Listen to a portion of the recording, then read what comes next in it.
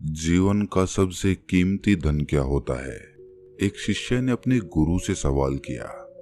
गुरु ने इसका उत्तर देते हुए जवाब दिया कि चाहे मेरे पास पैसे ना हो, चाहे रहने के लिए छत भी ना हो, चाहे कोई सुख सुविधाएं ना हो, लेकिन अगर मेरा शरीर स्वस्थ है तो मैं दुनिया का सबसे धनवान आदमी हूँ। शिष्य ने पूछा कि गुरुदेव, आपकी उम्र 100 साल को पार कर चुकी है और फिर भी आप इतने स्वस्थ हैं। आपकी बुद्धि बड़ी ही तीव्र है और आपका चेहरा भी सूर्य की तरह चमकता रहता है और वहीं पर आपके बदन से भी चंदन की सी खुशबू आती है। शिष्य ने कहना जारी रखा कि गुरुदेव, मेरे मन में बहुत बार आया है कि मैं आपसे इसका रहस्य जानूं, लेकिन संकोचवश मैं आपसे पूछ नहीं पाता हूँ। कृपया करके आज मुझे वो साधारण से नियम बताने की कृपा करें जिनसे मैं भी आपकी तरह स्वस्थ और निरोगी रह सकूं। नियम अगर आसान होंगे गुरुदेव, तो उसका अनुसरण मेरे माता पिता भी कर पाएंगे, क्योंकि वो बूढ़े हो चुके हैं और वो बहुत जटिल प्रक्रिया नहीं अपना पाएंगे। तो कृपया करके साधारण से तरीके बताना ताकि कोई भी ग्रस्त आदमी उन नियमों का पालन कर सके। गुरुदेव ने कहना आरंभ किया। सबसे पहले उन्होंने बताया कि सबसे पहले तुम्हें पाचन तंत्र की क्रिया को समझना होगा। जो भी आयुर्वेद का विद्वान होता है वो ये जानता है कि अगर आपका पाचन तंत्र लगातार भोजन पचाने में लगा हुआ है तो स्वाभाविक है कि ऊर्जा की एक खास मात्रा आपके भोजन को पचा रही है। इसी कारण ज्यादा भोजन करने के बावजूद आपका दिमाग और आपका शरीर अपने बेहतरीन स्तर पर काम नहीं कर पाता। तुमने देखा होगा कि भोजन करने के बाद जब पाचन प्रक्रिया शुरू होती है तो हर जानवर नीचे बैठ जाता है। वो बस बैठ जाते हैं क्योंकि दूसरी चीजों के लिए पर्याप्त ऊर्जा नहीं बचती है। चाहे वो मांसाहारी हो या शाकाहारी हो, हर जानवर खाने के बाद नीचे बैठ जाता है और ये इंसानों के लिए भी एक प्राकृतिक जरूरत है। खाने के बाद वो बैठ जाना चाहते हैं क्योंकि दूसरी चीजों के लिए पर्याप्त ऊर्जा नहीं होती। अगर आप अपनी पूरी क्षमता का इस्तेमाल करना चाहते हैं तो आप अपने शरीर को ऐसा बनाकर रखिए कि आप जो भी खाएं, कुछ भी खाएं, तो 1.5 से 2 घंटे के अंदर आपका पेट खाली हो जाना चाहिए। पेट खाली होने का मतलब है पेट की थैली खाली होना, यानी कि जब भोजन आंत के दूसरे भागों में चला जाता है तब पेट खाली हो जाता है, क्योंकि आंत में प्रक्रिया बिल्कुल अलग होती है। वो पाचन नहीं होता है, वो ऊर्जा को ग्रहण करती है। आंतों द्वारा इस ऊर्जा को ग्रहण करने के लिए ज्यादा ऊर्जा नहीं लगती है, ऊर्जा लगती है पाचन क्रिया में। जब खाना पेट की थैली में मौजूद हो तो बेहतर है कि आप अपनी गतिविधि को कम कर लें। अब अगर सोचिए, सारा दिन आपके पेट में खाना मौजूद रहेगा तो आप अपने जीवन की पूरी क्षमता कम कर लेंगे। आप खुद देखिए कि जब आपके पेट में खाना मौजूद होता है तब शरीर कैसा महसूस करता है और जब पेट खाली होता है तब शरीर कैसा महसूस करता है। आप खुद पाएंगे कि आपका शरीर और आपका दिमाग तब बेहतरीन रूप से काम करता है जब आपका पेट खाली होता है। इसका एक पहलू और है।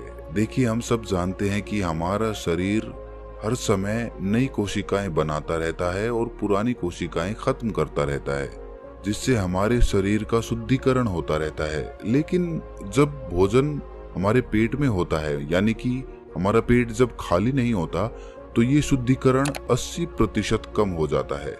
वो सारी गंदगी जो शरीर से अपने आप बाहर निकलती थी, अब वो निकलनी बंद हो जाएगी, जो कुछ समय बाद आपके लिए तरह तरह की समस्याएं पैदा करेंगी। देखिए, योग में पेट का हमेशा साफ रहना बहुत ही महत्वपूर्ण होता है। किसी भी पारंपरिक प्रणाली में अगर आप देखेंगे तो आप पाएंगे कि जब भी आप किसी आयुर्वेदिक डॉक्टर या किसी वैद्य के पास जाते हैं तो सबसे पहले वो आपके पेट की सफाई करते हैं, क्योंकि वो जानते हैं कि आपकी ज्यादातर प्रॉब्लम्स पेट साफ ना होने की वजह से ही है। सिर्फ एक दिन के लिए अपने पेट को पूरी तरह से साफ करने के बाद महसूस करें कि आपको कैसा महसूस होता है। आप अपने अंदर बहुत हल्का और सुंदर महसूस करेंगे। हर दिन आपको इसी तरह महसूस होना चाहिए। आमतौर पर पारंपरिक रूप से घी को पहले निवाले के रूप में खाया जाता है। घी एक चिकनाई वाला पदार्थ है जो पूरी आहार नली को चिकनाई देता है। आपको सबसे पहले इसे ही खाना चाहिए ताकि ये भोजन के प्रवाह को आसान बना दे। जब आप बहुत मसालेदार भोजन खाते हैं तो उसे खाने से पहले आपके भोजन मार्ग पर घी की परत चढ़ाना बहुत अच्छा होता है। घी का महत्व ये है कि ये आहार नली को साफ रखता है। तो जो व्यक्ति घी का उचित तरीके से सेवन करता है उसका पेट हमेशा साफ रहेगा, क्योंकि वहाँ कुछ नहीं चिपकता, वहाँ कुछ भी लंबे समय तक ठहर ही नहीं सकता। पेट का कैंसर, आंत का कैंसर आजकल ये बहुत ज्यादा हो रहा है। तो अगर आप एक निश्चित मात्रा में घी का सेवन करते हैं तो ये घटना बहुत कम हो जाती है, लेकिन उसके लिए घी सही गुणवत्ता का होना चाहिए, तरीके से गाय या भैंस के दूध से बनाया जाए।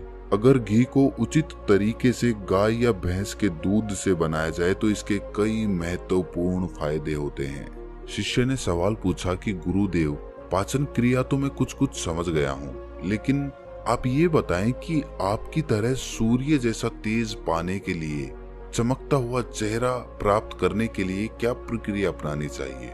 गुरु ने इसका उत्तर देते हुए कहना शुरू किया कि देखिए, आज के समय में बहुत सारे लोग सुबह उठते ही खाली पेट चाय पीते हैं।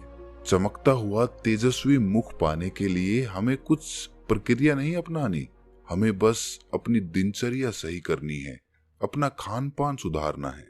सुबह खाली पेट चाय पीना जहर के समान होता है। वो धीरे धीरे आपके अंदर आपकी आंतों को कमजोर कर देता है। पेट में धीरे धीरे एसिडिटी होने लगती है और अपने आप मन और मस्तिष्क सुस्त पड़ते जाते हैं।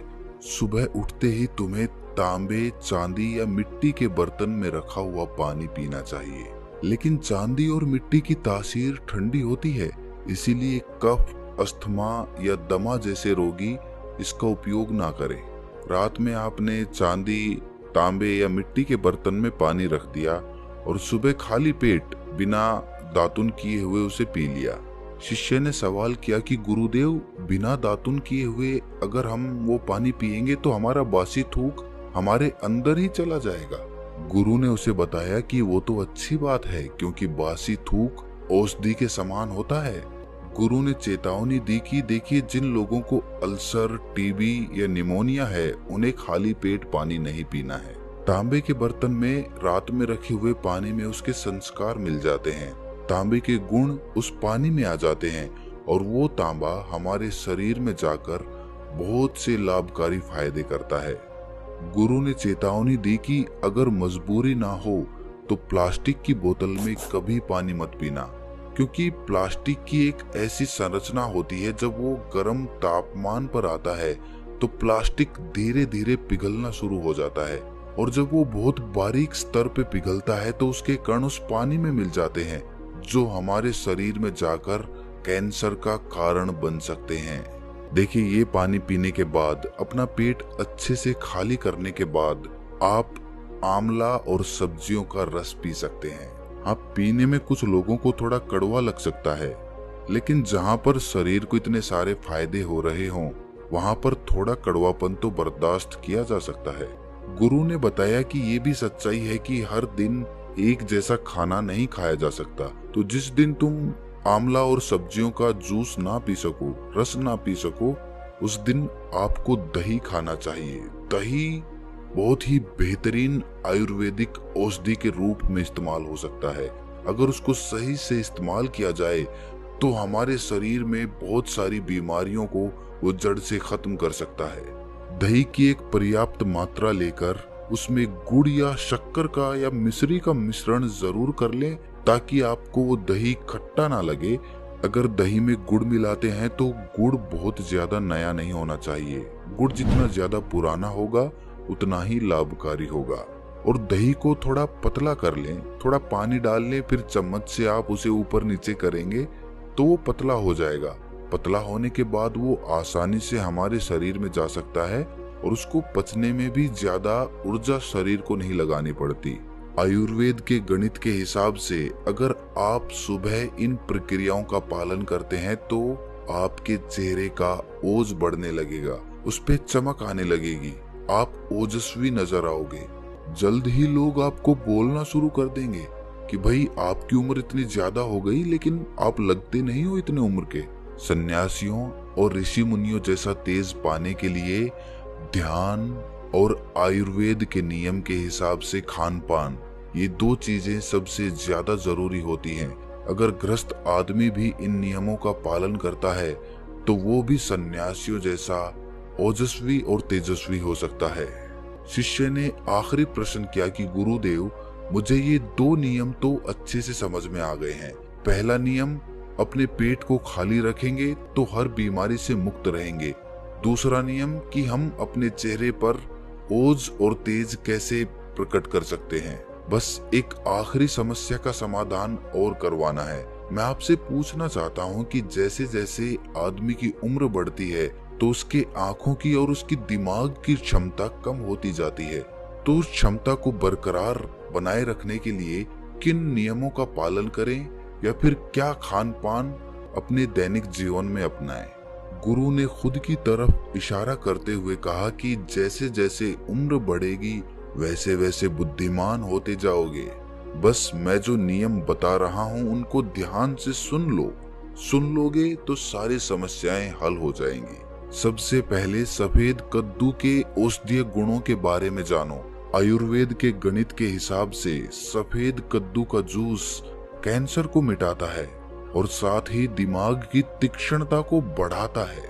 तीक्ष्णता यानी कि तेज, बारीक बुद्धि।